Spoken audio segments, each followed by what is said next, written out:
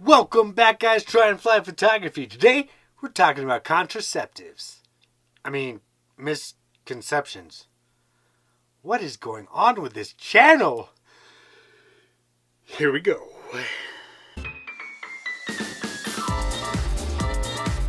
Alright, guys, like I said, thanks for joining me on the adventure. Today, we're talking about a little bit of a misconceptions. Photography is easy. You just get a good camera, you go out somewhere pretty, you click the button and it's good. No. Photography is a skill just like anything else. It's kind of like saying, oh, soccer is easy. You just run and kick the ball. Okay, if that's all you do, why isn't everyone in this world a professional soccer ball player? Or for my European football players. It's as simple as just going out and kicking a ball. It's as simple as going somewhere pretty and clicking a button on a really nice camera. No.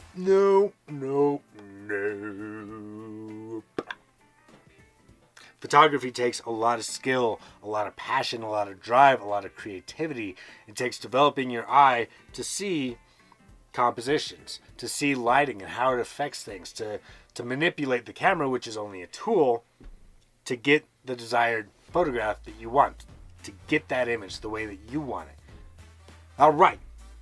Misconception 2. Wah! The better the gear, the better the photo. Haha. No, that kind of ties in with number 1, but just because you have a really nice camera doesn't mean you're going to get a really nice photo. I've seen professionals with a little rinky-dink point and shoot that come out with amazing work, and I've seen beginners with $10,000 worth of gear take horrible images because they don't know what they're doing. They don't know how to use said tool, said camera. Now, on the reverse side of that coin, I've seen pros with $10,000 worth of gear take phenomenal photos that I'm still looking at going, I want to take that. How do I do that? Not exactly. I want my own flair on it, as you should want your own flair. But how do you do it? And I've also seen, beginners with cell phones and point and shoot cameras take horrible photos. So like I said, it's not the gear, it's the photographer that takes the image. I know I didn't say that to you guys yet, but I've said it to myself a lot. All right, let's get on to number 3.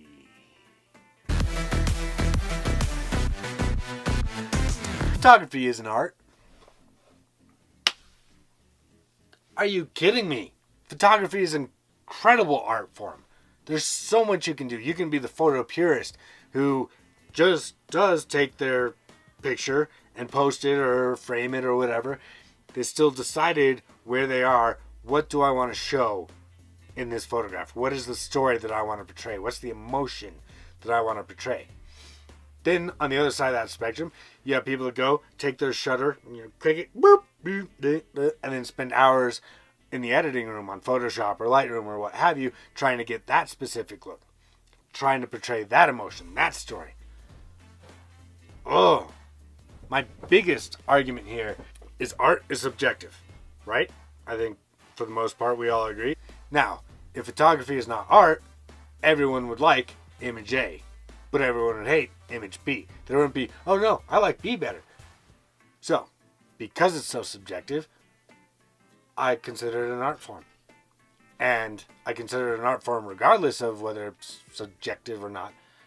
But that's just another misconception I wanted to talk about a little bit. Get off my chest here. Yeah. Ding!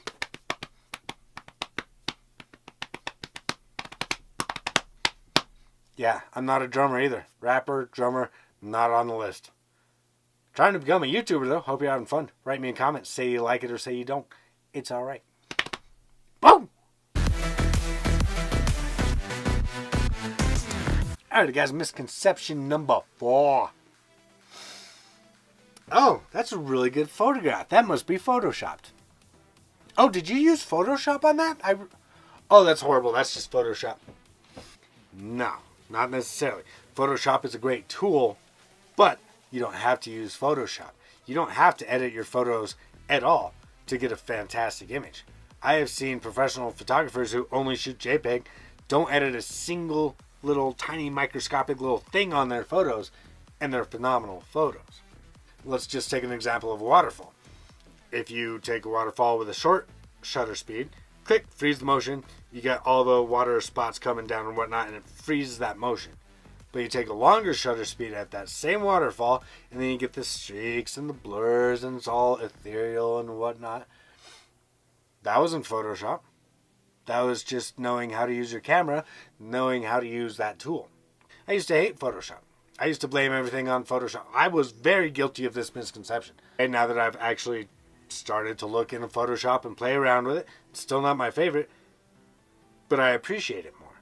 But I also understand that Photoshop isn't just, oh, I want to put, Jessica Biel right here. I can't just click, done. I mean, Photoshop in and of itself is an art form.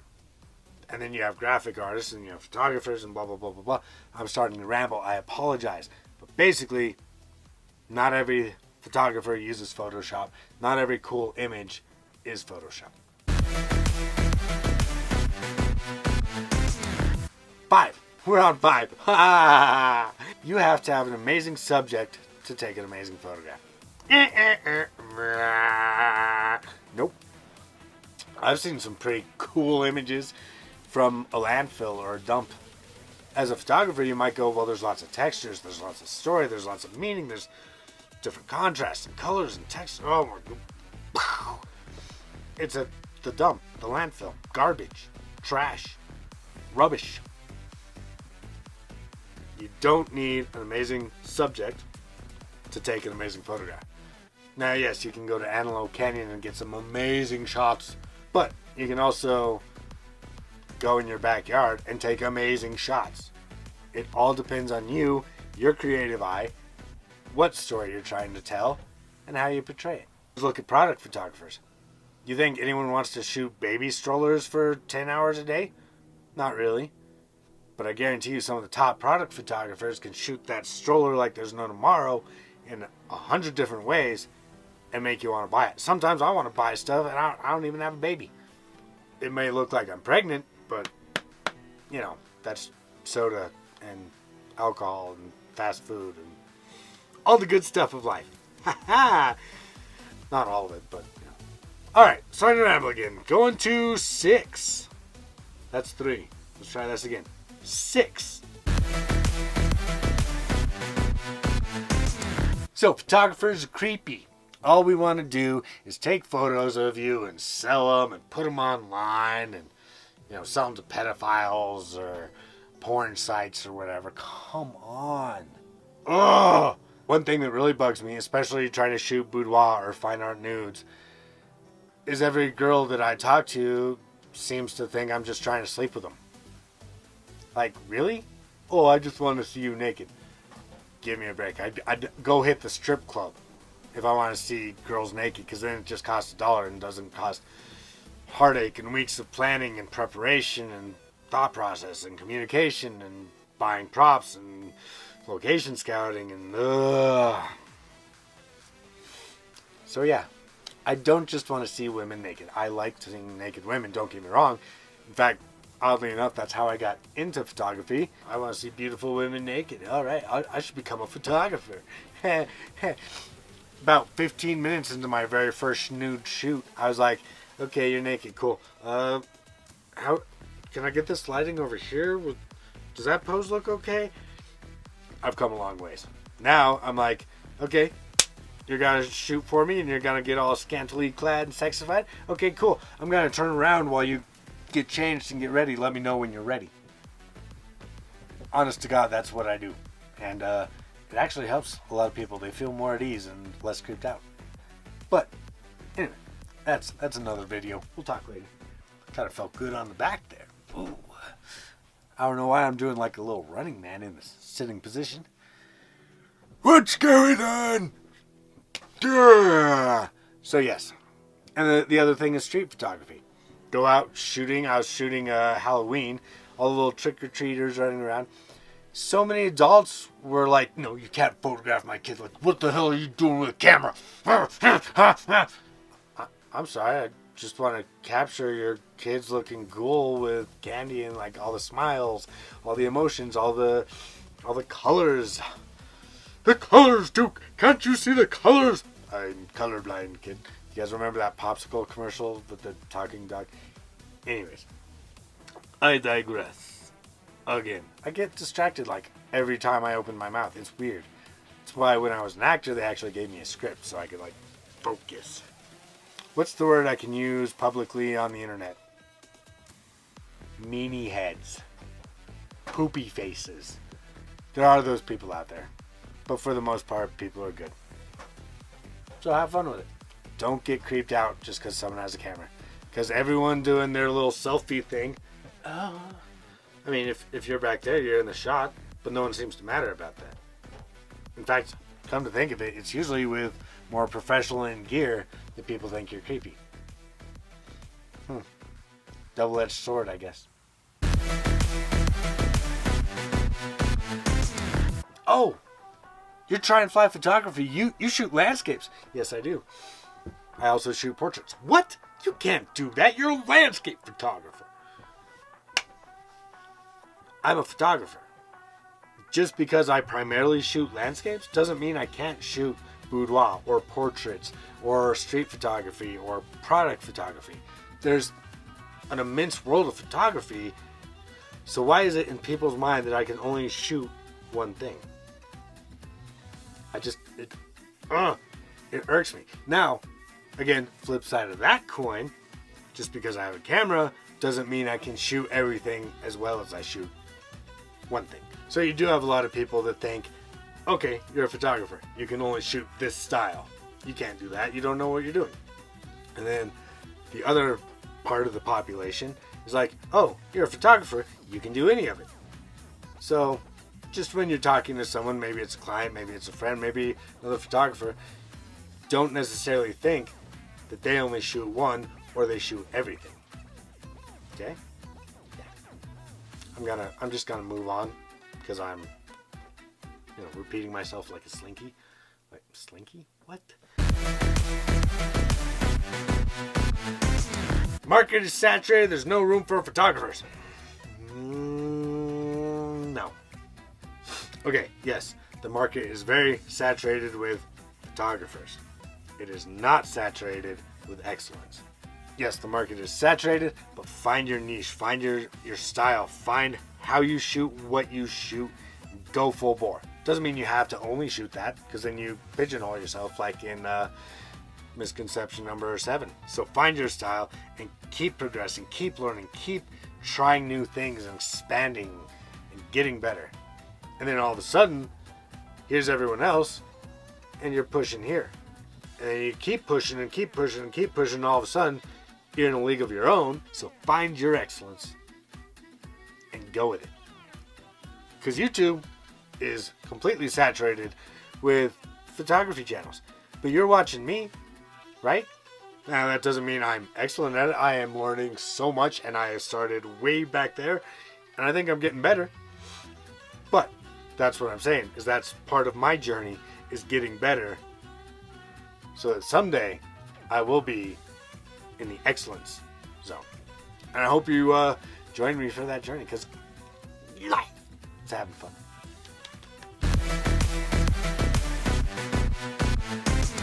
I think I originally said 8, but we're going to go for 9. Here is a huge mistake from every photographer I've ever known, and it hit me incredibly hard. So the misconception is that you're a great photographer and you have no room to grow. I know, I'm a meanie head, but I'm calling it like I see it. Sigma 14mm prime. Don't call it how I see it as the lens, just with the misconception. Okay, got it. Back on point. I'd say about 6-7 years ago, maybe even longer. I'm getting old. Anyways, I hit a point where everyone was, oh, your photos are great. Oh, blah, blah, blah, blah, blah. I love them, love them, love them. And I'm like, yeah, that's me. I'm a great photographer. Huh. Yeah. And I hit that plateau, and I hit it hard. And it took me, I'd say 2 to 3 years to finally start growing again. And looking back now, I'm looking at those images and I'm going, oh, what was I thinking?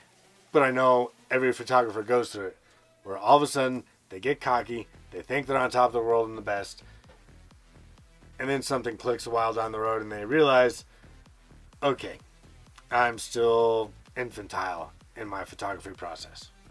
So I hope that never happens to you, but be prepared for it. And when it does hit, my best advice, put the camera down, walk away. Come back in a month or so, pick it back up, and go, okay, what have I always wanted to try? And then go out and do it. Hopefully you keep watching these videos and you see something that you haven't tried that I'm doing, and you're like, huh, all right, I'm going to try that. I'm going to try and do better than Justin. Bring it on. Yeah. But seriously, photography isn't a competition between photographers. I know it feels like that a lot, and I still am so guilty of it. In fact, that's one thing I don't like about my personal photography journey and skill set and whatnot, is I look at other people's and I'm like, I could do better, or it's a personal journey. It's kind of like rock climbing. No one else is getting up that wall except for you. So why are you competing with anyone else? Every day, get 1% better. Doesn't matter. I mean, photography, there's a massive thing. So say you're working on shutter speed. Every day, get 1% better at shutter speed. And then you can move to aperture. And then ISO or framing or composition. You don't have to be perfect overnight. Just do 1% better each time you do it. And all of a sudden, boom! I just poked myself in the eye. Boom! All of a sudden, you're there. Just keep shooting. You always have room to grow. Respect everyone's craft. Just respect other people. Respect their passions. Respect their arts. Don't criticize too much. I know it's hard. 1% a day is still progress. Anyways, we're wrapping this up. I hope to see you again next week. Don't know what we're shooting yet, but I do know I'm excited for the challenge. Oh, my brain has been going nonstop about that challenge and the poem and how am I going to shoot it? What am I going to do? I've already spent like $300 on props and some flashes and all this stuff.